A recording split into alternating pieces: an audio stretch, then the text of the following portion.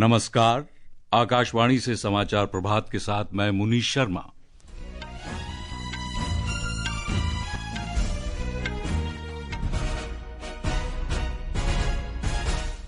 मुख्य समाचार। संसद के दोनों सदनों में राष्ट्रपति के अभिभाषण के संबंध में धन्यवाद प्रस्ताव पर चर्चा आज जारी रहेगी। गृह और सहकारिता मंत्री अमित शाह आज नई दिल्ली में भारत के पहले सहकारी ride hailing platform Bharat taxi का शुभारंभ करेंगे। मणिपुर में युमनाम खेमचंद सिंह के नेतृत्व में सरकार गठन के बाद विधानसभा की बैठक आज होगी। विदेश मंत्री डॉक्टर सुब्रमण्यम जयशंकर ने वॉशिंगटन में दुर्लभ खनिज संबंधी पहले मंत्री स्तरीय सम्मेलन को संबोधित किया। महत्वपूर्ण खनिजों की अत्यधिक चुनौतियों और आपूर्ति श्रृंखलाओं को जोखिम मुक्त करने के महत्व पर बल दिया। और महिला प्रीमियर लीग क्रिकेट के फाइनल में आज वडोदरा में दिल्ली कैपिटल्स और रॉयल चैलेंजर्स बेंगलुरु होंगे आमने सामने।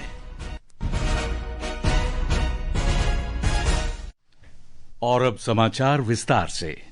लोकसभा में आज राष्ट्रपति के अभिभाषण पर धन्यवाद प्रस्ताव पर आगे चर्चा होगी।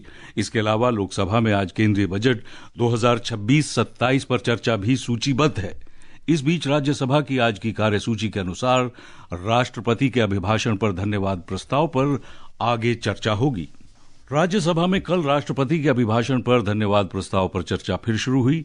चर्चा में भाग लेते हुए केंद्रीय मंत्री और सदन के नेता जेपी नड्डा ने कहा कि राष्ट्रपति का अभिभाषण भारत की विकास गाथा, उसकी अमृतकाल की भावना और मोदी सरकार की उपलब्धियों को उजागर करता है। वाणिज्य और उद्योग मंत्री पीयूष गोयल ने कहा है कि भारत अमेरिका व्यापार समझौते में सरकार ने उर्वरक और कृषि जैसे महत्वपूर्ण क्षेत्रों पर विशेष ध्यान दिया है। श्री गोयल ने राज्यसभा में कहा कि समझौते से सूक्ष्म, लघु और मध्यम उद्यमों, कुशल श्रमिकों और उद्योग जगत को नए अवसर मिलेंगे। श्री गोयल ने कहा कि इससे दोनों देशों के बीच व्यापार के नए अवसर भी खुलेंगे। सहकारिता मंत्री अमित शाह आज नई दिल्ली में भारत के पहले सहकारी ride hailing platform Bharat taxi का शुभारंभ करेंगे।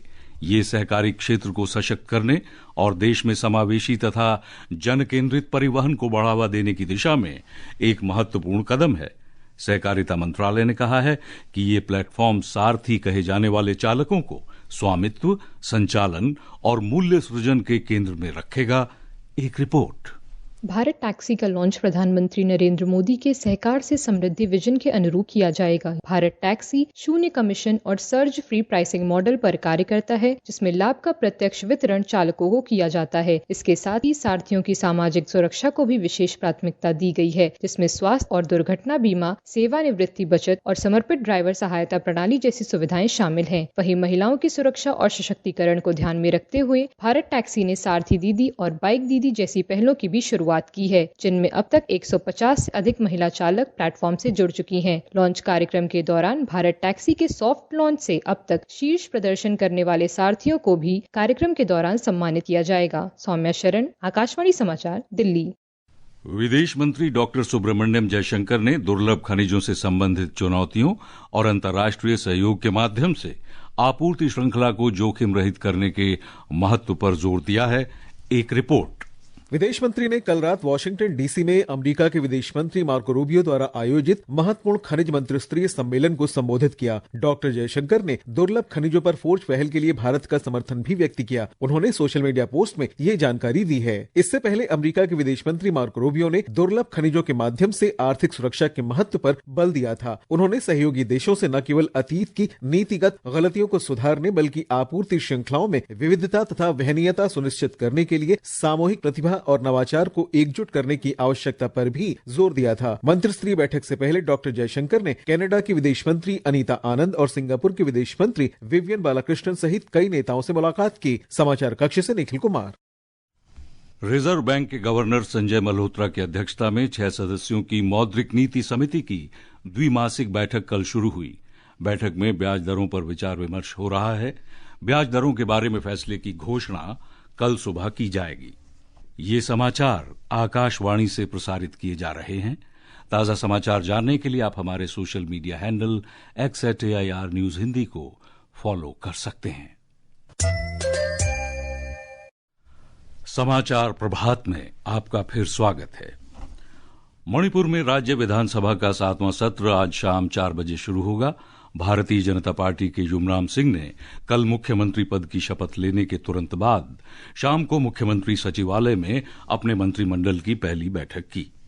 भारतीय जनता पार्टी के नेमचा किपगेन और एनपीएफ की लोसी दिखो ने उप मुख्यमंत्री पद की शपथ ली। मणिपुर में राष्ट्रपति शासन हटा लिया गया है। तत्कालीन मुख्यमंत्री एन बीरेन्द्र सिंह के इस्तीफे के बाद राज्य में 13 फरवरी 2025 को राष्ट्रपति शासन लागू किया गया था और राज्य विधानसभा निलंबित कर दी गई थी। निर्वाचन आयोग ने भारतीय प्रशासनिक सेवा और भारतीय पुलिस सेवा के 25 अधिकारियों के मामले में पश्चिम बंगाल सरकार को छूट देने का अनुरोध खारिज कर दिया है। इन्हें पश्चिम बंगाल, असम, केरल, तमिलनाडु और पुदुचेरी के आगामी विधानसभा चुनाव में पर्यवेक्षक के तौर पर नियुक्त किए जाने के लिए आज और कल नई दिल्ली में बैठक के लिए बुलाया गया था। भारतीय जनता पार्टी के अध्यक्ष नितिन नबीन ने कहा है कि तेलंगाना के मुख्यमंत्री रेवंत रेड्डी के नेतृत्व में कांग्रेस सरकार विभाजनकारी राजनीति और तुष्टीकरण में लगी हुई है। तेलंगाना के महबूबनगर में कल एक जनसभा को संबोधित करते हुए उन्होंने कहा कि राज्य सरकार हिंदू मंदिरों और परंपराओं को निशाना बना रही है। जम्मू कश्मीर के किश्तवाड़ जिले में कल सुरक्षा बलों के संयुक्त अभियान में एक आतंकवादी मारा गया। व्हाइट नाइट कोर ने सोशल मीडिया पोस्ट में कहा है कि आतंकवादियों को खत्म करने के लिए ऑपरेशन त्राशी 1 जारी है। सुरक्षा बलों का संयुक्त दल किश्तवाड़ जिले में छतरू के दिचाड़ इलाके में इस अभियान में लगा हुआ है। मध्य प्रदेश में राज्य सरकार ने इस महीने के अंत में बोत्सवाना से 8 चीते लाने की तैयारी पूरी कर ली है। हमारी संवाददाता ने बताया है कि मुख्यमंत्री डॉक्टर मोहन यादव ने इस मुद्दे पर कल नई दिल्ली में केंद्रीय पर्यावरण, वन और जलवायु परिवर्तन मंत्री से विचार विमर्श किया। केंद्र सरकार के सहयोग से राज्य सरकार वन्यजीव संरक्षण को मजबूत करने की दिशा में निरंतर प्रयास कर रही है। कूनो नेशनल पार्क में चीतों की सफल पुनर्वापसी के बाद अब बोत्सवाना से 8 चीते और असम से जंगली भैंसे भी जल्द ही मध्य प्रदेश के जंगलों में दिखाई देंगे। मुख्यमंत्री ने चीतों के पुनर्स्थापन कार्यक्रम को लेकर आवश्यक व्यवस्थाओं और आपसी सहयोग पर केंद्रीय मंत्री से विस्तृत चर्चा की है। यह पहल भारत की जैव विविधता को सशक्त बनाने की दिशा में एक महत्वपूर्ण कदम है। पूजा पीवर्धन, आकाशवाणी समाचार, भोपाल। साहित्य और संगीत का अनूठा संगम गोवा पुस्तक महोत्सव 2026 राजधानी पणजी में शुरू हो गया है। हमारे संवाददाता ने बताया है कि मुख्यमंत्री प्रमोद सावंत ने डीबी बंदोड़कर ग्राउंड पर 5 दिन के इस महोत्सव का उद्घाटन किया। मुख्यमंत्री डॉक्टर प्रमोद सावंत ने शुभारंभ के पश्चात स्टॉलों का भ्रमण कर लेखकों से संवाद किया। महोत्सव में 200 से अधिक प्रकाशक अंग्रेजी, कोंकणी, मराठी और हिंदी की पुस्तकें लेकर पहुंचे हैं। यहाँ मारियो डी मिरांडा की कला प्रदर्शनी और सरदार पटेल की 150वीं जयंती पर विशेष गैलरी मुख्य आकर्षण है। बच्चों के लिए कार्यशालाएं और संगीत कार्यक्रम भी आयोजित किए जा रहे हैं। यह मेला 8 फरवरी तक सुबह 11 से रात 8 बजे तक खुला रहेगा। डॉक्टर किरण ठाकुर ने विश्वास जताया कि यह आयोजन न केवल भारत बल्कि दुनिया भर में बौद्धिक संवाद का केंद्र और कहानियों का सागर बनेगा। महेश चोपड़े, आकाशवाणी समाचार, पणजी। विश्व की प्रमुख प्लास्टिक प्रदर्शनियों में से एक प्लास्ट इंडिया 2026 आज से नई दिल्ली में शुरू हो रही है। हमारे संवाददाता ने बताया है कि रसायन और उर्वरक मंत्रालय के इस आयोजन में 2000 से ज्यादा अंतर्राष्ट्रीय कंपनियां अपने नवाचारों का प्रदर्शन करेंगी। मंत्रालय ने कहा कि यह आयोजन व्यापार, प्रौद्योगिकी, प्रतिभा और पर्यटन के रणनीतिक स्तंभों पर केंद्रित होगा। मंत्रालय ने कहा कि शून्य अपशिष्ट प्रदर्शनी के रूप में पहली बार प्लास्ट इंडिया की परिकल्पना की गई है। इस वैश्विक प्रदर्शनी का विषय भारत नेक्स्ट है, जो विकसित और आत्मनिर्भर भारत की भावना के अनुरूप है। मंत्रालय ने कहा कि युवाओं, नवाचारों और स्टार्टअप्स के लिए एक समर्पित स्थान तैयार किया जाएगा, जहां टिकाऊ प्लास्टिक समाधानों को प्रदर्शित किया जाएगा और उनको मान्यता दी जाएगी। प्रदर्शनी 10 फरवरी तक चलेगी। अमन की रिपोर्ट के साथ समाचार कक्ष से मैं मुकेश कुमार बल। राष्ट्रपति द्रौपदी मुर्मू ओडिशा में अपने गृह जिले मयूरभंज के दौरे पर हैं। वे राज्य के अपने 6 दिवसीय दौरे के 5वें दिन आज सुबह के समय रायरंगपुर में श्री जगन्नाथ मंदिर में पूजा अर्चना करेंगी। उनका ओडिशा दौरा शनिवार को समाप्त होगा, जिसके बाद वे छत्तीसगढ़ के लिए रवाना हो जाएंगी और बस्तर पांडुम 2026 महोत्सव का उद्घाटन करेंगी। गृह मंत्री अमित शाह 3 दिन के दौरे पर आज जम्मू कश्मीर जाएंगे। वे सुरक्षा स्थिति की व्यापक समीक्षा करेंगे, विकास परियोजनाओं का आकलन करेंगे और राजनीतिक हितधारकों के साथ बैठक भी करेंगे। इससे पहले गृहमंत्री ने 8 जनवरी को नई दिल्ली में एक बैठक में सुरक्षा स्थिति की समीक्षा की थी। महिला प्रीमियर क्रिकेट लीग के फाइनल में आज दिल्ली कैपिटल्स का मुकाबला रॉयल चैलेंजर्स बेंगलुरु से होगा। वडोदरा के बीसीए स्टेडियम में यह मैच शाम 7:30 बजे से खेला जाएगा। अंडर 19 एक दिवसीय अंतर्राष्ट्रीय क्रिकेट विश्व कप के फाइनल में कल जिम्बाब्वे के हरारे में भारत का मुकाबला होगा इंग्लैंड से। यह मैच भारतीय समय के अनुसार दोपहर 1 बजे से शुरू होगा।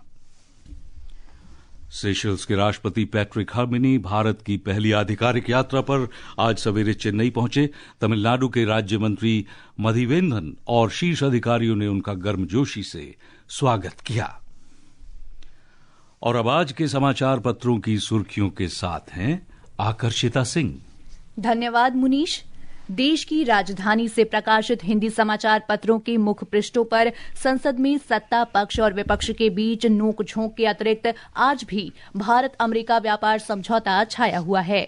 नवभारत टाइम्स ने विदेश मंत्री एस जयशंकर और अमेरिका के विदेश मंत्री मार्क रूबियो की मुलाकात का चित्र प्रकाशित करते हुए इस खबर को शीर्षक दिया है, गोयल बोले अमेरिका में हमारी चीजें बढ़ेंगी। पत्र ने वाणिज्य और उद्योग मंत्री पीयूष गोयल के संसद में दिए गए वक्तव्य को प्रमुखता से प्रकाशित किया है। राजस्थान पत्रिका ने इसी खबर को प्रकाशित किया है। एनएसए डोभाल ने रूबियो से कहा था, भारत दबाव में नहीं आएगा। दैनिक भास्कर ने अपनी सुर्खी में कृषि और ग्रामीण विकास मंत्री शिवराज सिंह के कथन को जगह दी है। शीर्षक दिया है, अमरीकी डील से अनाज, मिलेट्स और प्रमुख फलों के लिए बाजार नहीं खुलेंगे। देशबंधु ने इसी खबर को वाणिज्य मंत्री पीयूष गोयल के बयान से शुरू करते हुए शीर्षक दिया है, भारत अमेरिका की ट्रेड डील ऐतिहासिक, जबकि वीर अर्जुन की सुर्खी है, अमेरिका से व्यापार समझौता ऐतिहासिक।